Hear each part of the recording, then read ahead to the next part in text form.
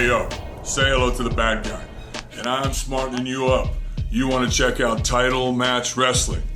All the cool cats are. Like, I had a good heel run as Razor, but then in certain markets, fans like a cool heel. So then they start to come with me, and Vince noticed this. He knows what goes on in all the towns because the agents tell him. And he called me and he said, listen, they're starting to, the people are turning you, so I'm going to turn you babyface. But I don't want to do the same old thing where you run in and save somebody.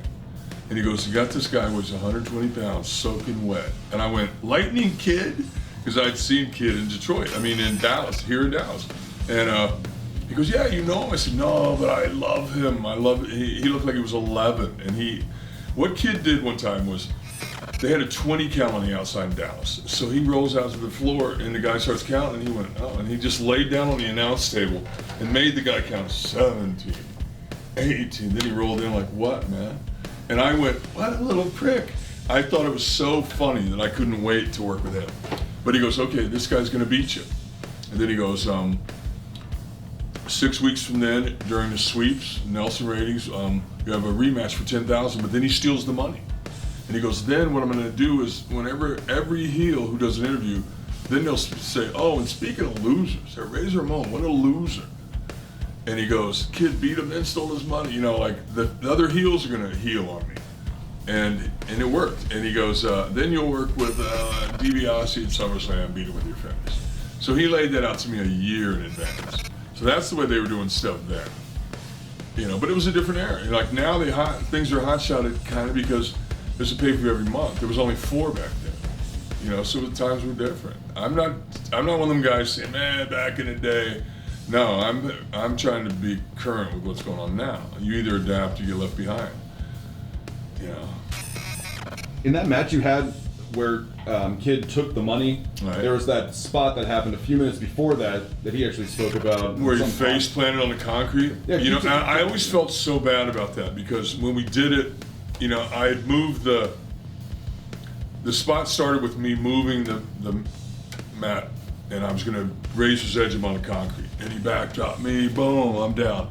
The spot, now he's gonna run to the top and come from the top to the floor. Now I've only worked with him that one other time when it was basically a squash. But I'm thinking, man, I bet this kid is so excited, I bet he's up there I bet he's up there now. So I turned a little faster than I should have. If I could go back in time, I'd have milked that and turned around like Terry Funk and done it real slow and then boom. But I got up thinking he's up there waiting, but he wasn't. He was timing it perfect and he waited and then when he saw me, he went and he slipped and went bam. And I'll tell you what happened. He hit, boom. It was obvious to everybody. And we're already got the go home cue. Baby Earl's is in the ring and he's already told, we're going home. And I go like this. And I look right at Vince, and he looks down. But now, watching it back, I heard Vince, and he didn't not look at me. He continued commentating, but he looked down because I'm thinking like, give me the office, like what? And I'm picking him up, and he's like on Queer Street and liking it. But I go to throw him in, and I look at Baby Earl, and he goes, F it, pin him.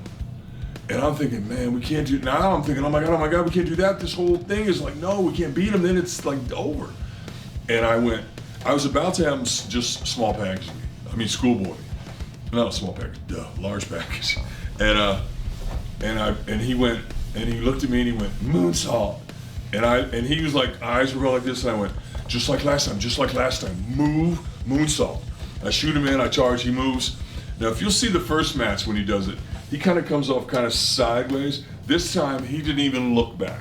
He was up there like, whoa, like how much more can he get hurt? He just dove off, it was perfect, Then 1, 2, I kick out. You can see, if you watch it back, you'll see me and Baby Earl looking at him going, get the money! Because he got up like, then he got the money. And now I'm supposed to chase him out in the snow with the money. And, his car's gonna pick him up.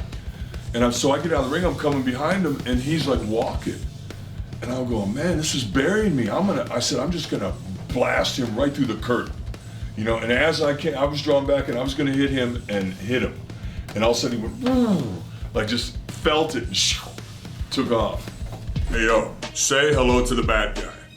Come and check me out at the South Texas Comic Con and I'm bringing a few buddies with me.